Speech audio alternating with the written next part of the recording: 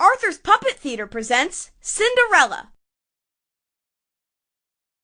Welcome to Arthur's Puppet Theater, where you choose what happens. First, choose who's playing each part. Who do you want to play the lead role? Naturally! Who should be the fairy helper? Cool! Who should be the prince? All right!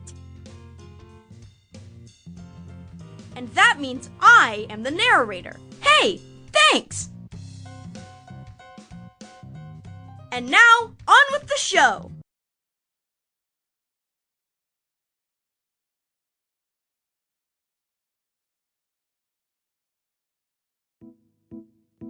Arthur's Puppet Theater presents Cinderella, as directed by you. Once upon a time, there was a young lady named Cinderella.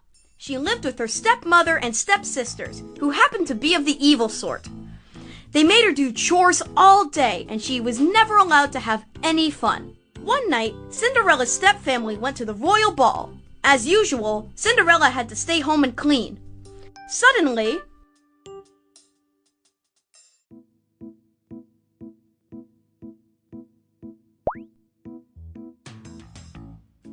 a fairy godmother appeared. Poof! I'm here! Ah! I mean, who are you? Why, I'm your fairy godmother, dearie.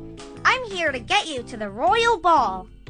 Then the fairy godmother waved her magic wand at Cinderella and said, Transformo Outfitio! And quicker than you could say fashion makeover, Cinderella's rags turned into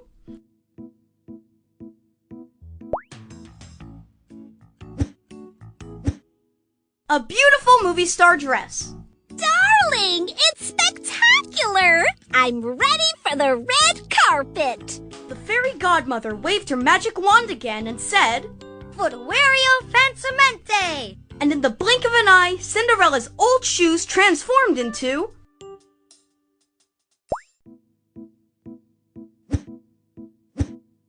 glass slippers. These will look amazing in my paparazzi photos. Finally, the fairy godmother waved her magic wand over a pumpkin and said, Jack-o'-lanterna Transporto! And right before Cinderella's eyes, the pumpkin transformed into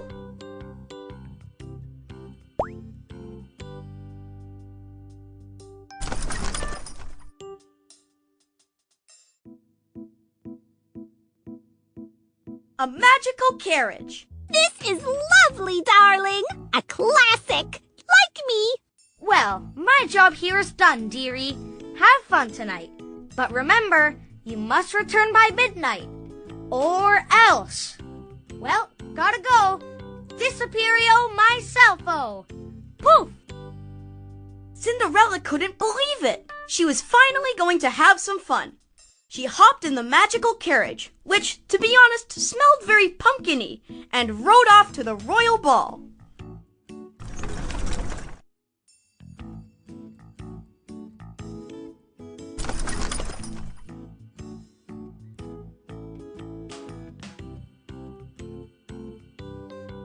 Cinderella was very excited as she entered the castle, and she soon caught the eye of none other than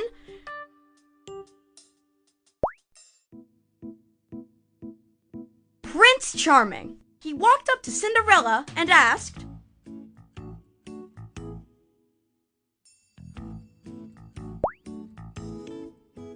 May I have this dance, milady? Cinderella didn't need to think twice before she said, Yes, darling, let's dance. We'll make sure the royal photographers get our good side.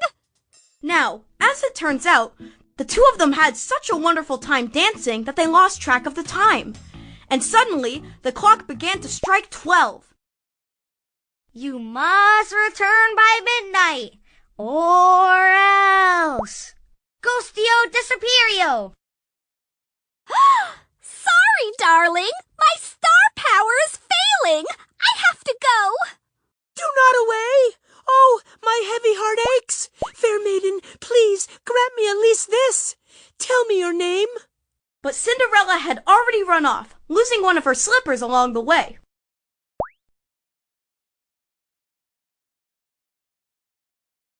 Outside the castle walls, Cinderella heard the final stroke of midnight fade away. Suddenly, her dress, her glass slippers, and her carriage all transformed back to their original form with a loud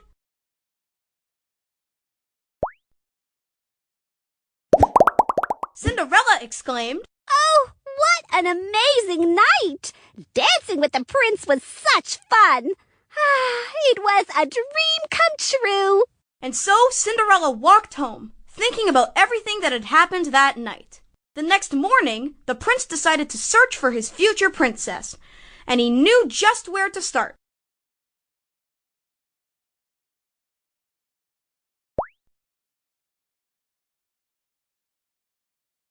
Granny's cottage from the Little Red Riding Hood story. Lady Granny, have you seen my dance partner? Not unless you dance with the big bad wolf. But the prince was determined, so he went on his way to search throughout the kingdom. Later that day, Cinderella was cleaning her stepfamily's house when she heard the knock on the door. It was the prince, and he was holding the missing glass slipper. I've been searching throughout the kingdom. Whoever's foot this fits shall be my wife, if she'll have me, and I shall be her husband. Cinderella tried on the slipper, and of course, it fit. Ah! Such joy! I have found my true love. Me too! See you later, alligators!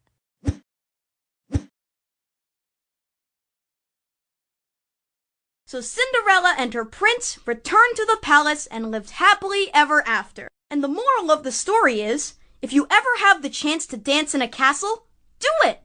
You never know who you might meet. The end.